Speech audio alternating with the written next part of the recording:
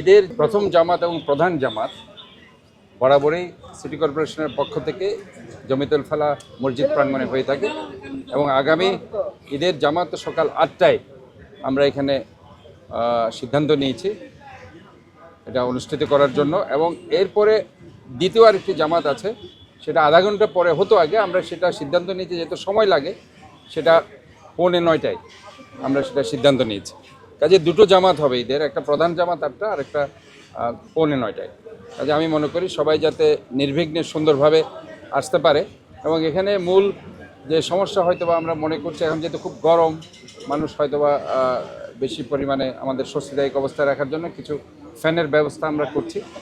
আর এখানে পিছন দিকে আমি যেটা আগেও দেখেছি যে বের হওয়ার সময় সেখানে গেটটা খুব সংকীর্ণ, সেখান দিয়ে তাড়াহুড়া করে বের হওয়ার সময় অনেক সময় অনেক অ্যাক্সিডেন্টও হয় আর কি।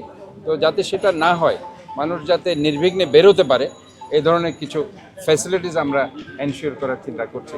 আর বিশেষ করে আইনশৃঙ্খলা বাহিনী, নিরাপত্তা বাহিনীকে আমরা সাহায্য সহযোগিতা করছি। এভাবে আমরা কিছু সিসিটিভি আমরা এখানে দিচ্ছি যাতে করে এখানে আইনশৃঙ্খলা পরিস্থিতি সুন্দর থাকে এবং যাতে করে সব কিছু আমরা ইন ওয়ান ওয়ে আমরা সব কিছু সেটা ব্যবস্থা করতে পারি।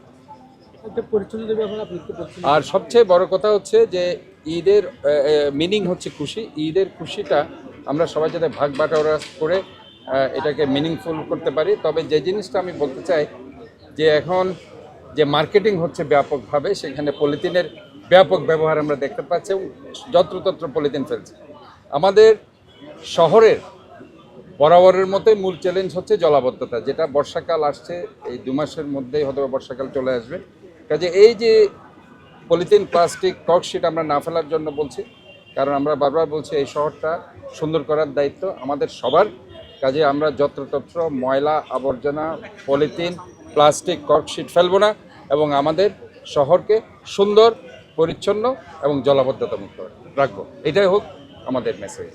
ঈদের শুভেচ্ছা, আমরা আগাম ঈদ মোবারক জানাচ্ছি। ঈদের শুভেচ্ছা, যেটা বলতে চাচ্ছি, ঈদ অর্থ খুশি, কিন্তু এই খুশিটা যাতে সবার মধ্যে এই খুশিটা বয়ে যাক, এটাই আমরা আক্ষরিক করতে আমরা বলতে চাই। এবং ঈদের এই খুশি দিয়ে আমরা যাতে সেটাকে ধরে রাখতে পারি, আমরা যাতে একদিনেই ঈদটা খুশিটা যাতে না হয়, এই ঈদের খুশিটা যাতে প্রতি বছর, প্রতিদিন, প্রতি ঘন্টায়, প্রতি মাসে যাতে, এটাই আমাদের বার্তা থাকবে।